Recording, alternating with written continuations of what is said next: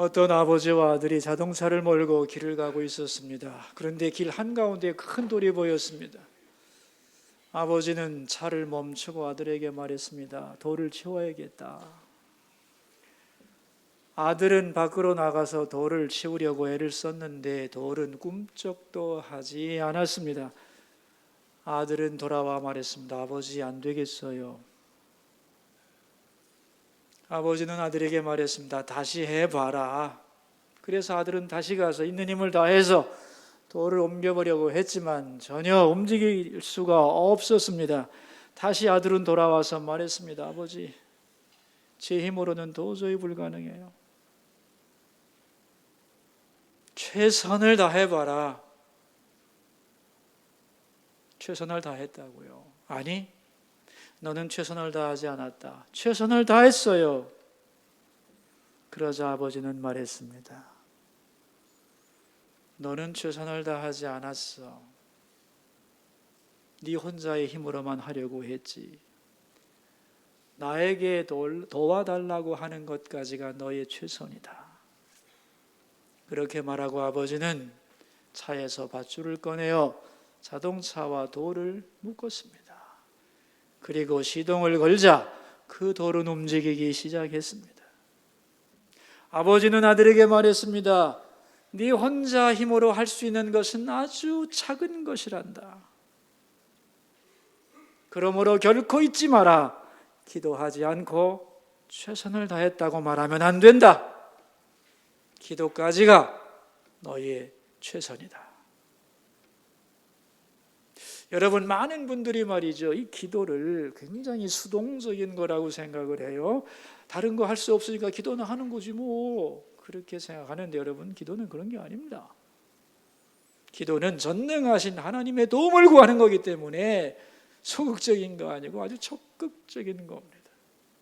그리고 기도란 작은 게 아닙니다. 기도나 하지 뭐 아닙니다. 기도는 위대한 것이고 거대한 것입니다. 하나님이 우리에게 약속하셨거든요. 기도하면 응답한다고. 기도를 통해서 내가 개입한다고 하나님은 약속을 했습니다. 그 약속을 가지고 있으면서도 그 약속을 사용하지 않고 그 큰 능력을 사용하지 않으면서 최선을 다했다고 절대 말해서는 안 되는 겁니다. 여러분, 마음속에 깊이 기억하시기를 바랍니다. 기도까지가 나의 최선이다.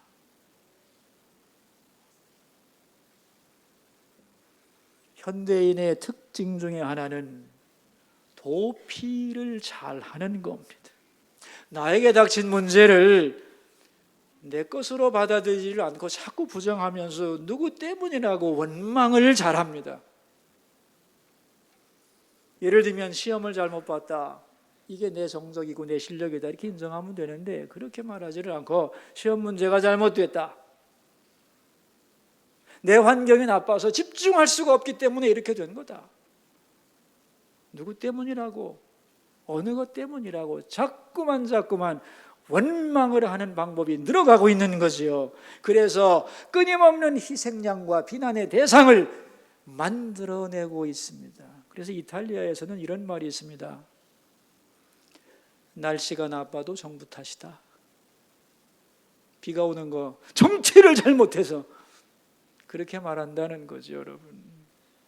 내가 길 가다가 넘어졌거든요. 내 실수인데 도로 관리 잘못했기 때문에 정부가 책임 있다고 소송을 걸고 그렇게 사람들이 변질되어 갑니다. 이 문제가 왜 생겼고 누구 때문이고 이렇게 자꾸만 원망을 하기 시작하면 끝도 없어집니다. 그런데 사람들이 그쪽으로 가거든요. 여러분 두고 보세요. 옛날보다 사람들이 불평이 더 많아졌고 앞으로는 더 불평을 많이 하는 시대가 될 겁니다. 근데 문제는 이렇게 불평을 하면 해결책이 있느냐? 없어요. 불평하는 그 사람만 파괴될 뿐입니다.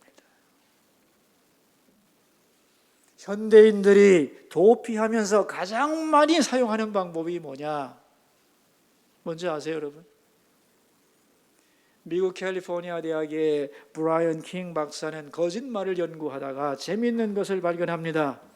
이 세상에서 가장 많은 사람들이 가장 많이 하는 거짓말, 그런데 거짓말인지도 모르고 하는 거짓말이 있다는 거예요. 그게 어떤 말인 줄 아세요, 여러분? 바쁘다는 말입니다. 무슨 말이라고요? 바쁘다. 그래서 바쁘다는 것을 핑계로 자기 삶을 반성하지 않고 생각 없이 살아가는 사람들의 생활 태도, 그리고 그가 하는 말, 바쁘다는 말을 거짓말로 규정을 했습니다. 예를 들면, 나는 바쁘기 때문에 하나님께 예배드릴 수도 없고 기도할 수도 없고 부모님을 찾아뵙지도 못하고 너와 얼굴을 맞대고 진심으로 얘기할 수도 없고 운동도 할 수 없고 바쁘기 때문에 라고 말한다는 거예요. 만능이라는 겁니다, 이게. 그런데 이게 먹혀든다는 거예요. 바쁘다는 말로 모든 것을 정당화하는 거짓말에 능숙한 현대인이라고 그는 결론을 지었습니다. 자, 여러분, 그렇다면 이 바쁘다는 말이 거짓말이냐? 아니요. 정말 바쁜 것이 사실이에요. 그런데 왜 바쁘다는 말이 거짓말이 되느냐 하면은 바쁨 속에 그 사람의 가치가 들어있기 때문에. 뭐가 들어있다고요? 그 사람의 가치가 들어있는 거예요. 왜 바쁜가? 뭐 때문에 바쁜가? 하고 말할 때 그 속에 나의 가치관이 들어있다는 거예요. 우리 모두는 아무리 바쁘게 살아가지만 자기가 하고 싶은 건 다 하고 좋아하는 건 다 하면서 삽니다. 그러니까 정확하게 말하면 바빠서 못하는 게 아니고 그 일에 그만큼의 가치를 두지 않기 때문인 거죠. 그러므로 바쁘다는 말도 사실이지만 동시에 그 바쁘다는 말이 거짓말도 될 수 있다는 겁니다. 그러므로 나는 정말 바쁜가? 아니면 바쁘다고 핑계를 대는 것인가? 여기에 대하여 정직하게 묻고 대답을 해야 합니다.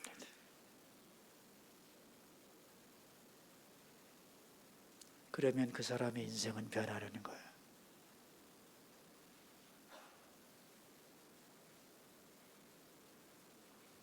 여러분, 사실 바쁜 건 좋은 거죠. 할 일이 많다는 게 얼마나 아름다운 겁니까?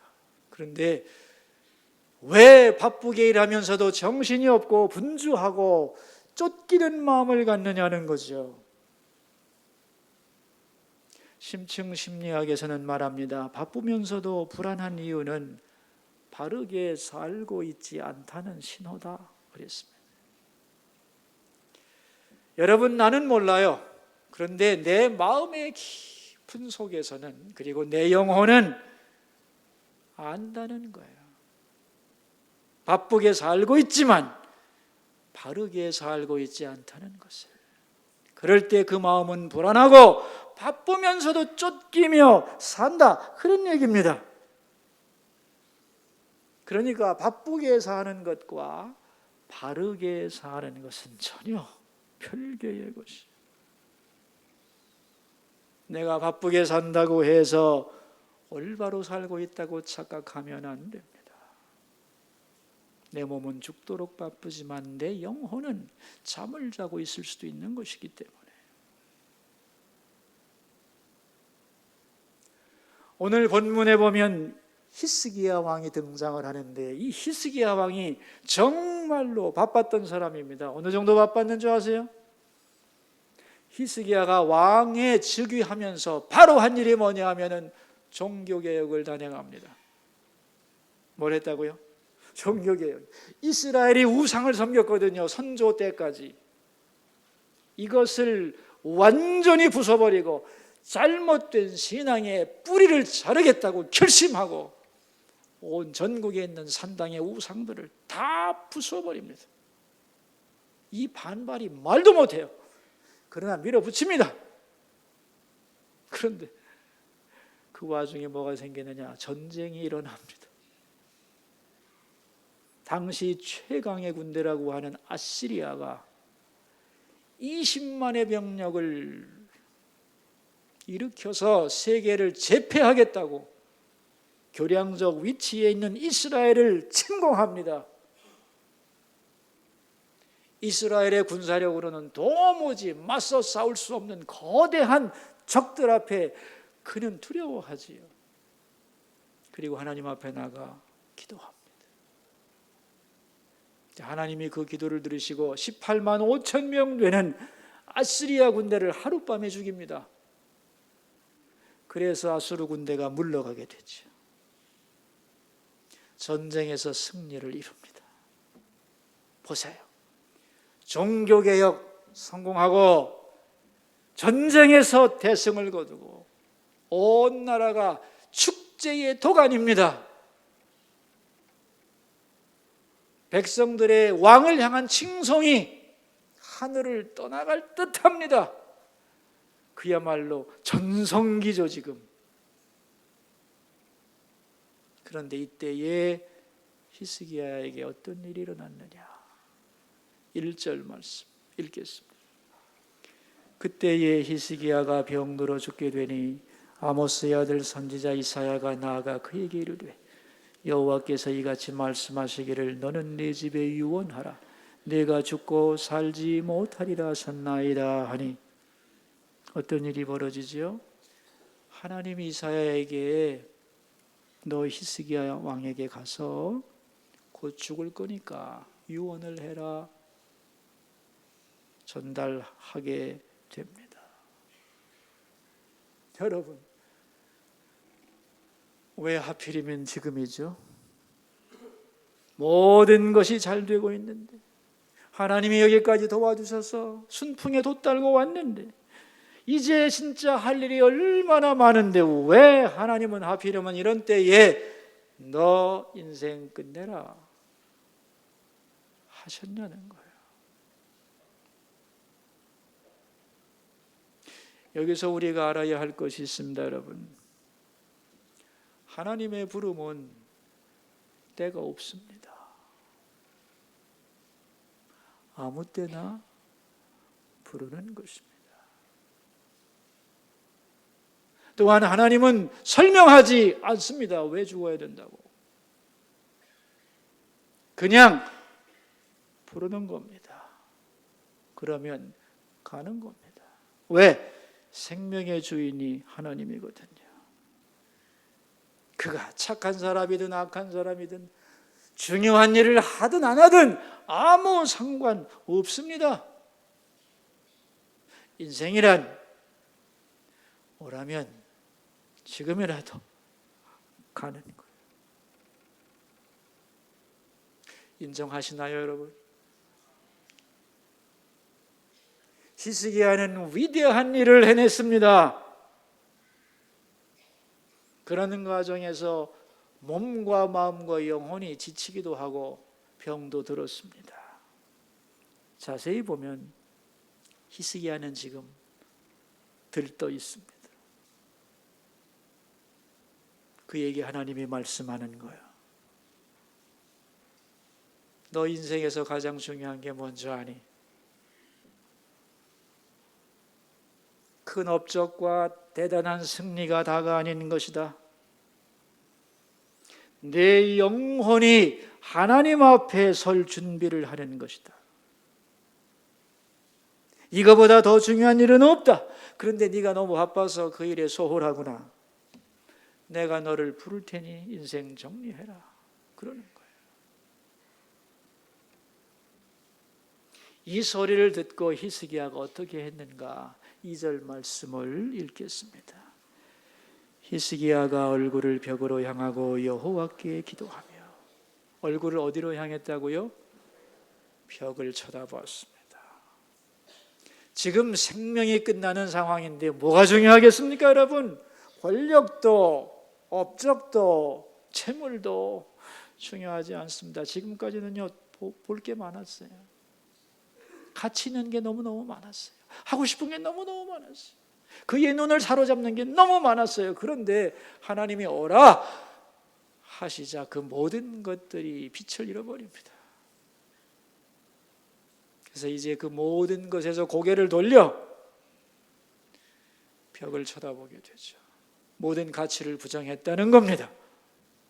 그리고 하나님만 바라보았다는 거지. 내 영혼이 하나님 앞에 홀로 서는 것, 여러분 이것이 인생에서 가장 중요하다는 걸 인정하시나요? 그리고 이것이 가장 어려운 일입니다, 사실은. 그러나 이것이 바로 되고서야 인생에 남은 것들이 제자리를 찾아가는 거지요. 그래서 히스기야는 오직 벽을 바라보고 하나님께 기도합니다. 그 내용이 3절인데 읽읍시다. 이르되 여호와여 구하오니 내가 주 앞에서 진실과 전심으로 행하며 주의 목전에서 선하게 행한 것을 기억하옵소서 하고 히스기야가 심히 통곡하니 하나님 나 그래도 열심히 최선 다해 살았는데요. 나의 진실을 보시고 나를 살려주세요 하고 통곡을 했다는 거죠. 하나님이 그 기도를 들으십니다. 그리고 이사야에게 하시는 말씀이 5절입니다. 너는 가서 히스기야에게 이르기를 네 조상 다윗의 하나님 여호와께서 이같이 말씀하시기를 내가 네 기도를 들었고 네 눈물을 보았노라. 내가 네 수한에 15년을 더하고 내가 네 기도를 듣고 너의 인생의 길이를 15년 연장시켜주마. 참 기가 막힌 얘기죠. 이 놀라운 체험을 히스기야가 하고 그런 자기의 경험을 간증합니다. 이 간증 내용이 9절 이하에 쭉 나오는데요. 병들었을 때 자기 마음이 어떠했는지, 그가 하나님께 어떤 기도를 드렸는지, 하나님이 어떻게 응답했는지를 잊지 않겠다고 결심하고 기록해 놓은 것이 그의 간증문인데, 이 간증문을 잘 보면은 죽음을 앞에 둔 환자의 마음이 다 드러나 있어요. 병중에서 신음하는 분들 꼭 읽으셔야 된다고 생각해요. 그리고 내가 아프다고 회복했다면 내가 아팠을 때 어떠했는지, 하나님이 어떻게 내 눈물을 들으셨는지를 잊지 않으려면 이 글을, 이 본문을 잘 읽으면 도움이 될 것입니다. 너 이제 죽을 거다. 이 말을 들었을 때 자기 마음이 어떠했느냐. 10절입니다. 우리 함께 읽죠. 내가 말하기를 나의 중년에 수월의 문에 들어가고 나의 여생을 빼앗기게 되리라 하였도다. 내가 중년인데 지금 벌써 내가 이 중년에 내 인생을 끝내야 된다는 말인가? 그러면서 도대체 인생이 뭐냐를 묻게 되죠. 그래서 하는 말이 12절입니다. 나의 거처는 목자의 장막을 거둠같이 나를 떠나 옮겨졌고 직공이 배를 걷어 마름같이 내가 내 생명을 말았도다. 주께서 나를 틀에서 끊으시리니 조석간에 나를 끝내시리라. 인생을 두 가지로 설명해요. 하나는 텐트와 같다. 장막이다. 여러분 어디 머물기 위해서는 텐트를 치죠. 며칠 머물다가 이제 다른 곳으로 옮기려면 텐트를 걷습니다. 그게 인생이라는 거예요. 쳤다가 걷는 거. 또한 배틀을 짜는 것과 같다는 겁니다. 어떤 사람이 옷감을 짤 때 배틀 앞에 앉아서 철커덕하고 시줄과 날줄을 가지고 옷감을 만들다가 그만해야 되겠다 싶으면 가위를 가지고 옷감을 쭉 자르면 됩니다. 그게 인생이라는 거죠. 다시 말하면 인생이란 짧은 것이고 언제라도 떠날 수 있다는 거예요. 더 중요한 건 내가 주인이 아니라는 겁니다. 하나님이 인생의 주인이에요. 그러므로 그분이 부르시면 대책 없이 가는 거예요. 다만 그 앞에서 내가 할 게 뭐냐? 14절을 읽습니다. 나는 제비같이 학같이 지적이며 비둘기같이 슬피 울며 내 눈이 쇠하도록 앙망하나이다. 여호와여, 내가 압제를 받사오니 나의 중보가 되옵소서. 인생이 할 일은 눈물 흘릴 뿐, 하나님의 도움을 바랄 뿐, 주께서 나를 불쌍히 여기시기를 기도할 뿐이. 그런데 이 히스기야가 처음에 죽는다고 했을 때는 내가 그래도 제대로 살았잖아요. 하나님 날 보시고 좀 살려주세요 그랬는데, 정말로 이제는 죽을 수밖에 없다고 죽음을 확실하게 인정하고 나니까 그의 마음속에 뭐가 생겼는 줄 아세요? 15절을 보겠습니다. 주께서 내게 말씀하시고 또 친히 이루셨사오니 내가 무슨 말씀을 하오리까? 내 영혼의 고통으로 말미암아 내가 종신토록 방황하리이다. 영혼의 고통이 생겼어요. 영혼의 고통이 왜 생겼나? 그 다음 구절에 힌트가 나옵니다. 내가 종신토록 방황하리이다. 이게 굉장히 오해할 수 있는 구절이거든요, 여러분. 이게 이 방황하리이다라는 말을 히브리 말로 hit다다라고 하는데, 이 영어로는 walk carefully, 조심스럽게 걷다, 신중하게 행동한다, 그런 뜻이에요. 무슨 말이냐면은, 지금까지 내가 하나님 앞에서 진실하고 신중하게 인생을 진지하게 제대로 살았어야 되는데 이렇게 짧게 끝날 줄을 몰랐기 때문에 방황하며 살았다는 거예요. 그래서 내 마음에 영혼의 고통이 있다는 겁니다. 이렇게 살지 않았어야 되는데, 그런데 이제 하나님을 만날 생각하니 두려워지는 거예요. 마음이 짓눌리고 영혼에 고통이 생긴 거예요. 어떻게 내가 하나님을 배울 수 있지? 그래서 통에 잡아가며 하나님 나 어떻게 하면 좋습니까? 그렇게 울부짖었다는 겁니다. 자, 여러분, 히스기야의 잘못이 뭔지 이해하시겠어요? 그는 자기가 열심히 살았다고 생각했어요. 최선을 다한 것 같아요. 그런데 하나님 만날 생각하니까 나는 방황했었어. 큰일 한다고 바쁘게만 돌아다녔지 내 영혼이 얼마나 피폐해지는가는 생각도 못했어. 내가 하나님 앞에 바로 서는 것이 가장 중요한 일인데 그런 생각하지 않고 일에 몰두하다 보니, 그리고 그 일이 잘 되다 보니까 어느새 교만해지고 나도 완전하다고 생각했습니다. 사실은 하나님의 은혜였는데, 그런 가운데 사실 내 영혼은 방황하고 있었는데 그것도 모르고 정신없이 살아왔다는 거죠.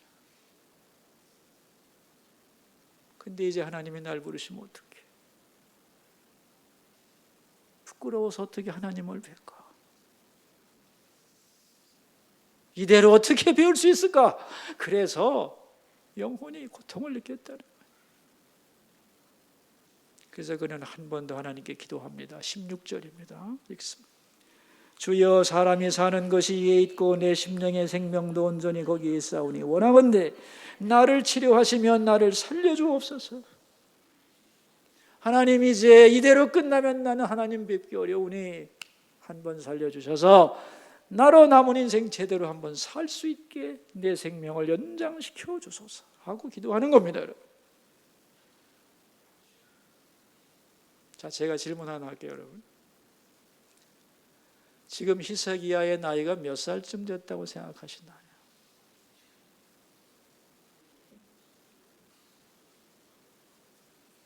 힌트는 있죠. 중년이라고. 지금 히스기야가 나이가 많은 할아버지가 아닙니다. 살 만큼 산 양반이 더 살겠다고 욕심을 부리는 나이가 아닙니다. 지금 히스기야의 정확한 나이가 몇 살이냐? 39이요. 몇 살이라고요? 39이요.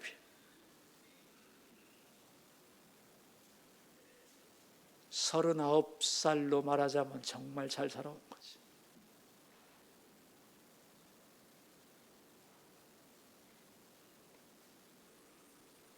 여러분, 지금 하나님이 여러분을 보고 내가 너를 부를 것이니 유언을 준비해라 하시면 여러분은 뭐라고 대답하시겠어요? 알겠습니다. 기쁘게 가겠습니다. 그렇게 대답할 수 있나요?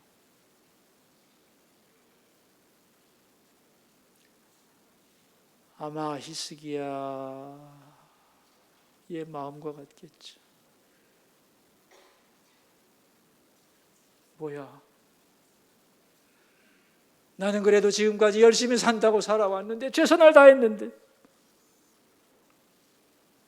근데 하나님이 오라고 하시면 나 하나님 뵈야 되는데 어떡하지? 내 영혼에 고통이 있는데 어떡하면 좋지? 이럴 줄 알았으면 좀 더 진지하게 더 올바르게 방황하지 말걸. 이제 어떡하지?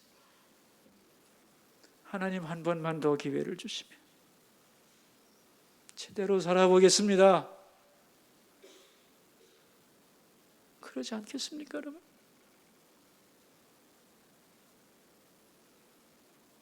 히스기야가 이 고통 속에서 참 중요한 고백을 하는데 우리 17절을 한번 읽어보겠습니다. 보옵소서 내게 큰 고통을 더하신 것은 내게 평안을 주려 하심이라. 주께서 내 영혼을 사랑하사 멸망의 구덩이에서 건지셨고 내 모든 죄를 주의 등 뒤에 던지셨나이다. 큰 고통을 더하신 것은 그 이유가 뭐예요? 자, 하나님이 큰 고통을 주신 이유가 뭐예요? 내게 평안을 주려 하심이라. 또 뭐예요? 내 영혼을 사랑하기 때문이다. 또 내 모든 죄를 주의 등 뒤에 던지시기 위해서다. 아멘입니까? 왜냐하면 고통 속에서 기도를 회복하고 하나님 앞에 설 수 있기 때문에 그럴 때 그의 영혼은 평안을 얻고 사랑을 입고 용서를 받게 되기 때문에 여러분 그러므로 고난 중에 원망하면 안 됩니다. 아멘이지요? 왜? 이 큰 고통을 주신 이유가 뭐기 때문에? 뭐기 때문에? 평안을 주고 내 영혼을 사랑하고 나를 씻으려고 하는 거기 때문에 원망하면 안 돼. 그럼 뭐 해야 되겠어요? 고통 중에 설교 제목 아니겠나요? 한번 읽어볼까요, 우리? 기도해야지요. 사실 하나님은 히스기야가 잃어버린 간절한 기도를 듣기 위해서 이 사건을 준 거죠.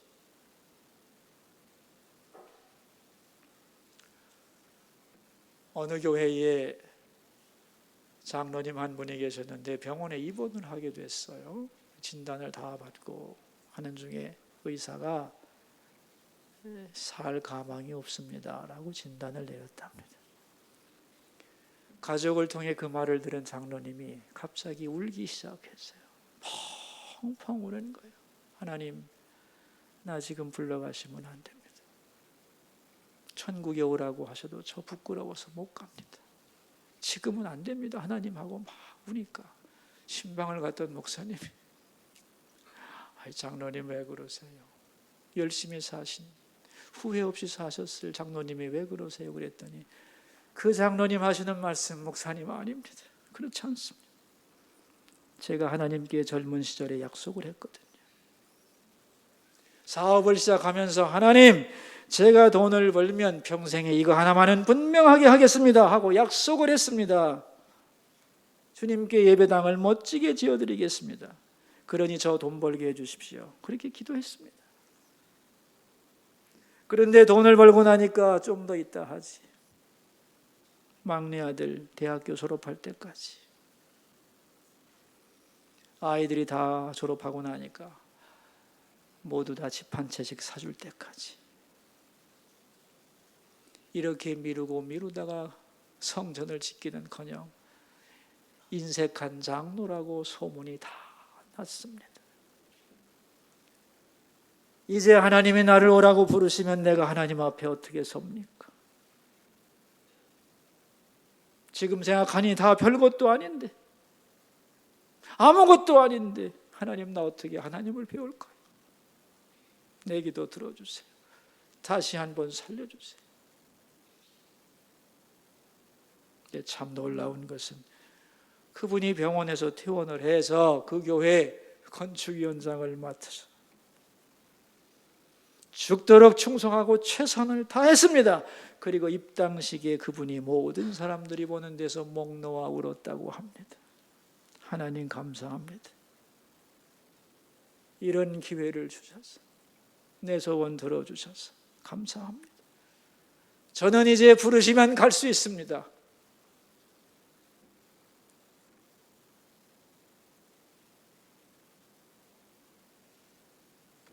꼭 뭐 교회를 지어야만 하나님의 일을 하는 거냐? 그렇지는 않죠. 그러나 우리가 각자가 하나님 앞에서 해야 할 일이 있는 거지. 약속한 것도 있고 앞으로 하겠다고 미룬 것도 있고, 뭐 남들이 볼 때야 다 멀쩡하지만 내가 하나님 앞에서 무너진 것들, 회복해야 될 것들이 많은 거지요. 지금 이대로라면 갈 수 있나?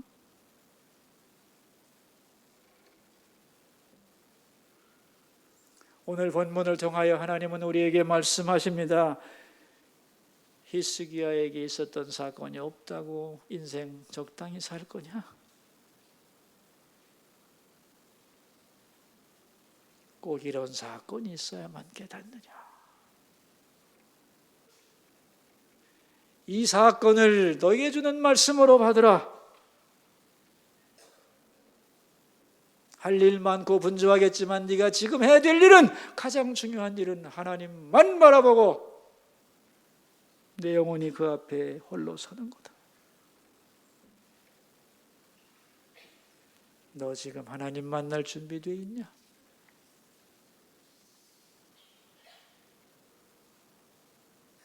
그런 얘기입니다. 지금 자신에게 질문해야 됩니다. 앞으로 하나님이 우리에게 주신 시간이 얼마인지는 아무도 모르죠. 20년인지 10년인지 15년인지 1년인지 하루인지 어떻게 알겠어요? 그러나 분명한 것은 은혜로 주신 시간이고 선물로 주신 것이고 덤으로 사는 인생이라는 것을 잊어서는 안 됩니다. 여러분, 벌써 갔어도 갔을 사람들 아닙니까, 여러분? 은혜로 다시 주신 생명인데 원망하고 불평하고 낙심하고 그러면 안 됩니다, 여러분. 감사하고 최선을 다해야지요.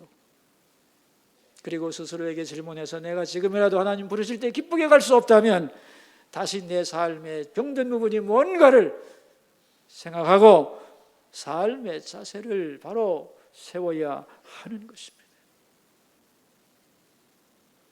히스기야는 기도를 통해 다시 살았습니다.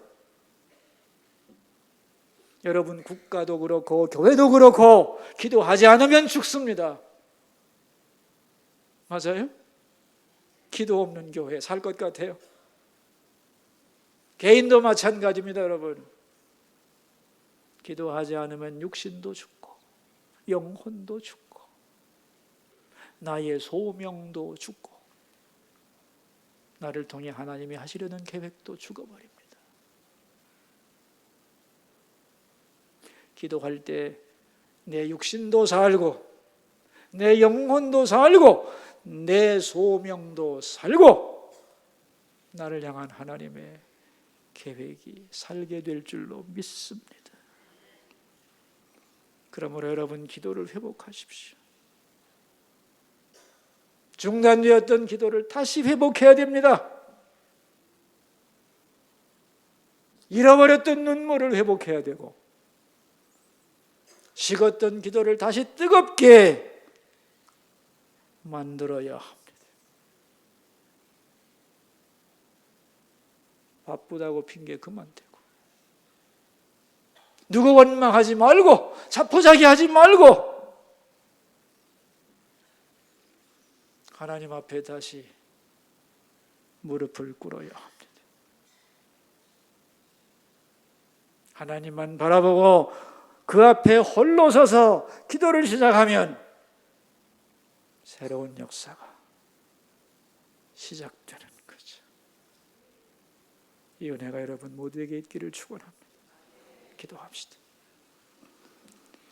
우리 들은 말씀을 생각하며 하나님 앞에 기도 올리겠습니다. 첫 번째 기도 제목입니다. 너무도 분주하여 하나님 앞에 홀로 설 시간도 없이 정신없이 살아왔던 우리를 불쌍히 여겨주시고 뭐가 중요한지를 바로 알고 주님 앞에 바로 서게 하옵소서. 기도를 회복시켜 주옵소서. 기도하겠습니다. 여러분 자기 목소리가 자기 귀에 들리도록 소리를 내서 들은 말씀이 여러분의 가슴을 울린 부분을 하나님 앞에 기도로 올려드리기를 바랍니다. 하나님, 우리는 기도하지 않고 바쁘게만 살아가며 그것이 최선이라고 생각하지만 우리의 최선이라는 것이 하나님 앞에서는 너무도 작은 것임을 고백합니다. 기도하지 않으면서 최선을 다한다고? 아닙니다, 아버지. 어리석게 살지 않게 하소서. 기도를 잃어버리지 않고 회복하게 하시고 무너진 기도의 시간을 다시 복구하게 하시고 식어버린 우리의 기도를 다시 뜨겁게 달구게 하시고 잃어버린 눈물의 자리를 다시 회복시켜 주시기를 간절히 기도합니다. 이것이 바로 되어야 남은 모든 것이 제자리로 돌아가고 올바른 열매를 맺을 수 있사오니 주객이 전도되지 않도록 오 하나님, 우리의 기도를 회복시켜 주시고 하나님 앞에 홀로 서는 시간을 우리에게 허락하여 주옵소서.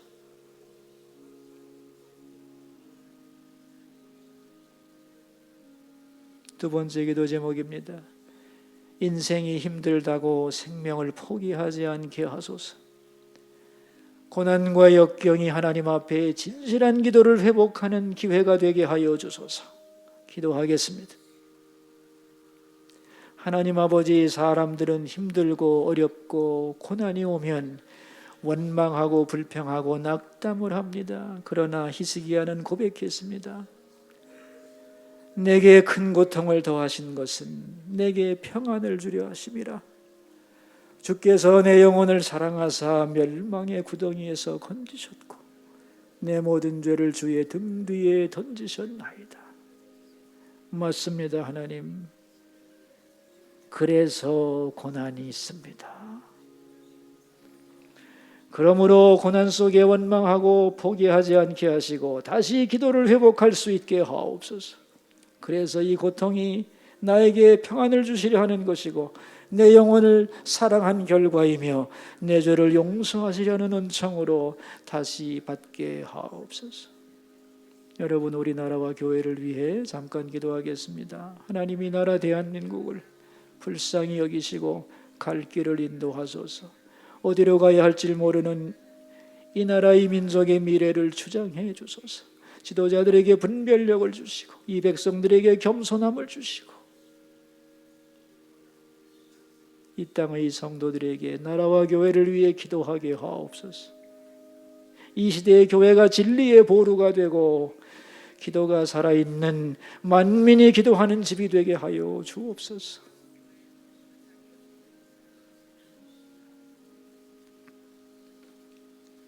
생명의 주인이 되시는 하나님, 너무도 바쁘게 살아왔던 히스기야는 죽음 앞에서 인생을 깨닫고 고개를 돌려 벽을 쳐다보고 하나님만 바라보았습니다. 우리도 지금까지 바라보고 기대하고 사모하고 움켜잡으려던 이 세상의 모든 가치를 내려놓고 하나님 앞에 홀로 서는 것이 그 어느 일보다도 소중한 것임을 깨닫게 하옵소서. 고난과 역경 중에 포기하지 말고 원망하지 않으며 기도하며 자기를 찾는 기회가 되게 하옵소서. 히스기야의 진실한 기도를 듣기 원하셨던 하나님, 참된 기도를 잃어버리고 살았던 우리를 용서하시고 진실한 기도, 뜨거운 기도, 통회자복하는 기도를 회복하게 하옵소서. 내 인생에서 올 한 해는 특별히 기도하는 한 해가 되리라, 이렇게 결심하고 한 해를 살게 하여 주옵소서. 존귀하신 예수님 이름으로 기도하옵나이다.